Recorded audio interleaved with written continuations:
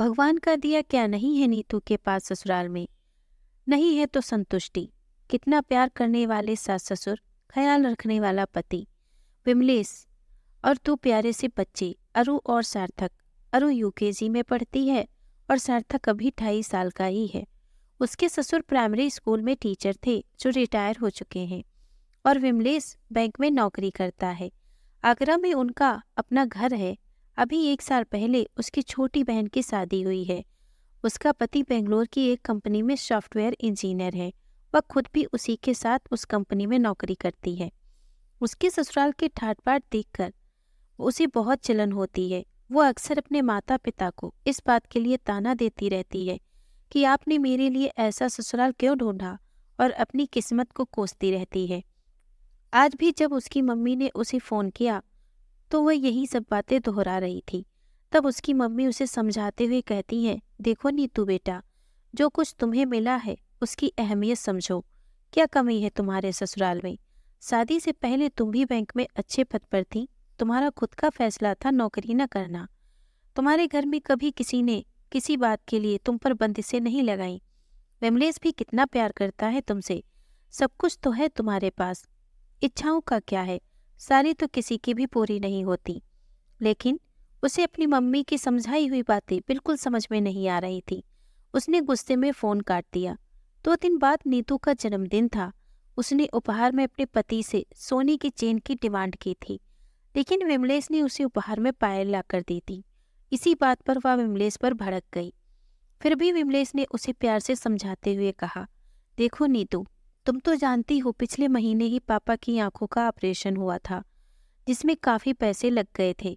मैं तुमसे वादा करता हूँ 2-3 महीने बाद मैं तुम्हारी चैन ज़रूर बनवा दूंगा।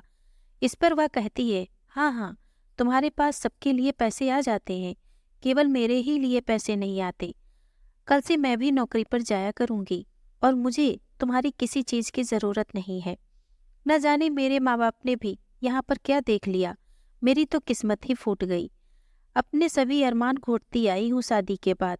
दोनों बच्चे सहम गए थे, इसी वजह से विमलेश ने कुछ नहीं बोला और चुपचाप अपने माँ बाबूजी के कमरे में चला गया। थोड़ी देर बाद ही उसका बर्थडे विश करने के लिए उसकी बहन का फ़ोन आता है। अपनी बहन की भर्राई आवाज़ सुनकर पूछती है, क्या हुआ नेहा, तुम परेशान क्यों हो?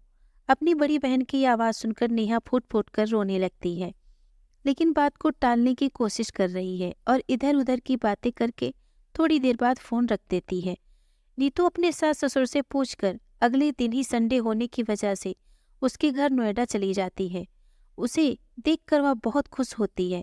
थोड़ी देर बाद दोनों बहनें अकेली होती हैं। तब वह अपनी बहन से उसके रोने का कारण पूछती हुई कहती है, नेहा, तेरे पास ऐशो आराम के सभी साधन हैं, तुझे क्या परेशानी है? तुम दोनों भी कंपनी में अच्छे पैकेज पर लगे हुए हो। इतने बड़े शहर में इतना बड़ा मकान, तुम्हें मेरी तरह मन मारकर तो नहीं रहना पड़ता। तब नेहा कहती है, दीदी, दूर के ढोल सुहावने लगते हैं, जो दिखाई देता है वह सब कुछ सही नहीं होता। कल आपका जन्मदिन था, इसीलिए मैं आपसे कुछ बताना नहीं चाहती थी। मेरे पति में आपके पति जैसा कोई गुण नहीं है। जीजा जी आपका कितना सम्मान करते हैं, कभी ऊंची आवाज में बात तक नहीं की, लेकिन निखिल तो छोटी छोटी बातों में मुझे नीचा दिखाते रहते हैं। एक दिन तो उन्होंने मुझ पर हाथ उठाने की भी कोशिश की। ऊपर से मम्मी जी मेरे खिलाफ न जाने क्यों इन्हें भड़काती रहती हैं। ऑफिस और घर एक साथ संभालना बहुत मुश्किल हो गया है। आए दिन शराब के नशे में घर आते हैं। यही इस अमीर घर की खोखली सच्चाई है। मैंने हर संभव कोशिश की अपनी गृहस्थी को बचाने की, लेकिन अब मैंने फैसला लिया है, मैं इस आदमी के साथ नहीं रहूंगी। आज मैंने मम्मी पापा को भी इस बारे में सब बता दिया है। उन्होंने भी मुझसे यही कहा है कि अपने आत्मसम्मान के साथ कभी समझौता मत करना। मेरा घर हमेशा तेरे लिए खुला है बेटा, मुझे समाज परवाह नहीं। अगर निखिल समझाने से भी नहीं समझता तो मैं कोर्ट कचहरी से भी पीछे नहीं हटूंगा। सही कह रहे हैं पापा, हम सब तुम्हारे साथ हैं। तुम्हें किसी तरह से चिंता करने की कोई ज़रूरत नहीं है। आत्मसम्मान से बड़ा कुछ नहीं है। अपनी बहन को दिलासा देकर वह अपने घर चली जाती है। वहाँ जाकर देखती है तो उसकी मेड कमला रोते हुए मिलती है और उसकी सास प्यार से उसका सर सहला रही थी। पूछने पर वह बताती है, दीदी, अपने काम करने के पैसे अपने बच्चों की फीस देने के लिए मैंने अपने पति से छुपा कर रखे थे। वह पैसे सारे मेरे पति ने छीन लिए और शराब पीकर आ गया और मुझे मारपीट कर घर से निकाल दिया। कमला की आंख भी सूजी हुई थी। नीतू की सास ने उसे बच्चों की फीस के पैसे दिए और कहा, ये पैसे मैं तेरी तनख्वाह में से नहीं काटूंगी और तुझे ऐसे आदमी की शिकायत पुलिस में जरूर करनी चाहिए ताकि उसे सबक मिल सके। कमला नीतू से कहती है, पिछले जन्म में आपने जरूर बहुत पुण्य किए होंगे जो भैया जैसा आपको पति मिला। किसी तरह का कोई ऐब नहीं है और हर रिश्ता कितनी अच्छी तरह निभाते हैं, कितना प्यार करते हैं आपसे।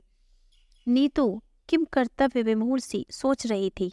मुझे भगवान ने बहुत कुछ दिया है, मैं ही उसकी अहमियत नहीं समझ सकी और हमेशा अपनी किस्मत कोसती रही। लेकिन सुबह का भोला अगर शाम को घर आ जाए तो उसे भोला नहीं कहते। मैं अब कभी भगवान से शिकायत नहीं करूंगी। शाम को विमलेश उसके लिए तोहफे में सोने की चैन लाकर देता है। वह रोते हुए उसके सीने से लग जाती है और कहती है, मुझे आपके अलावा किसी चीज की जरूरत नहीं, मुझे माफ कर दो। दूसरों को देखकर समझ में आता है कि भगवान ने हमें वह दिया है जो किसी को भी हासिल नहीं है। मेरे लिए अब अपने परिवार की खुशी से ज़्यादा कोई भी चीज़ अहमियत नहीं रखती। अब मैं पूरी तरह से अपने परिवार को ही समर्पित रहूंगी। समय रहते तुम्हें अपने परिवार की कदर हो गई तो इससे बड़ी क्या खुशी की बात हो सकती है। नीतू विमलेश के गले लग जाती है। सच में आज नया सवेरा हुआ था।